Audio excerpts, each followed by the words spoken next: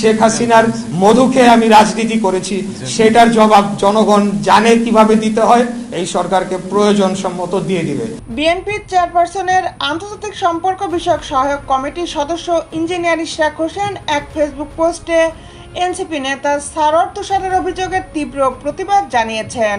প্রকাশের 20 দিন হয়ে গিয়েছে, এখন পর্যন্ত আমাকে শপথ গ্রহণ করানোর জন্য কোনো ধরনের পদক্ষেপ বর্তমান সরকার নেয় নাই। বিস্তারিত নিয়ে আপনাদের সাথে আছি আমি শামিমা সুলতানা। বৃহস্পতিবার দিবাগত রাতে সামাজিক যোগাযোগ মাধ্যম ফেসবুকের নিজের আইডিতে এক স্ট্যাটাসে তিনি এসব কথা বলেন।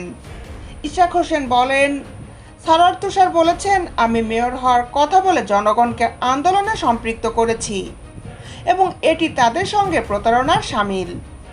তুষার যদি একটু মনোযোগ দিয়ে আমার বক্তব্যগুলো শুনতেন তাহলে উনি শুনতেন যে আমি বিএনপির প্রার্থী হওয়ায় বৈষম্যের শিকার এবং ন্যায্য আইনি অধিকার থেকে বঞ্চিত হচ্ছি।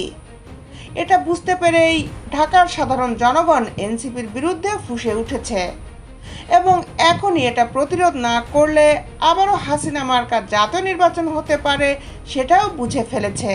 রেখেছিলাম যে আমি মাঠে আছি, এখনো রয়েছি, আগামীতেও থাকবো। অতএব নির্বাচনের পরবর্তী সময়ে আমরা তিনি বলেন, বিভিন্ন সময় সংবাদ সম্মেলন সাক্ষাৎকারে আমি অন্যায়ের শিকার হয়েছি, যাদের কারণে তাদের কথাও তুলে ধরেছি এবং তখন থেকে পদত্যাগের দাবি জানিয়েছি। প্রতারণা কোথায় করলাম সেটা স্পষ্ট করতে হবে। আমি এমন কোনো বিশাল কিছু না যে আমাকে মেয়রের চেয়ারে বসানোর জন্য টানা 8 দিন রোদ বৃষ্টি তীব্র গরমে ঘন্টার পর ঘন্টা আন্দোলন করেছেন।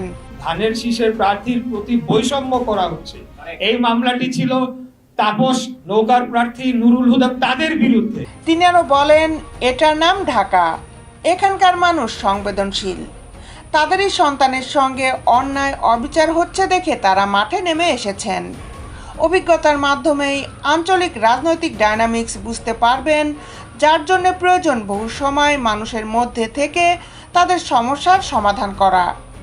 বিএনপির মতো অবশ্যই একদিন হতে পারবেন, কিন্তু সময় লাগবে এবং যদি সঠিক পথে থাকেন অন্তত 20 থেকে 25 বছর রাজনীতি করে আসতে হবে।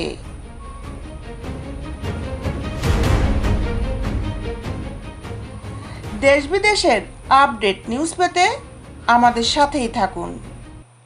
Justice television, Dhaka.